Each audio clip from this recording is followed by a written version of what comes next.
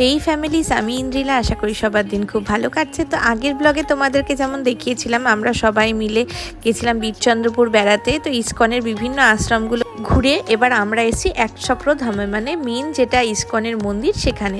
দেখো আমরা ঢুকে পড়েছি, চারিদিকটা তোমাদেরকে দেখালাম। সামনে আগে এই দোকানগুলো ছিল না, এবারে আমি গিয়ে দেখলাম যে এরকম বিভিন্ন স্টল বসেছে। তাছাড়া প্রভুজিরা সামনে নিত্যানন্দ মহাপ্রভুর জন্মতিথি বলে ওখানে উৎসব আছে বড়, তাই দেখেন আঁকা আঁকি করছিল, আলপনা দিচ্ছিল।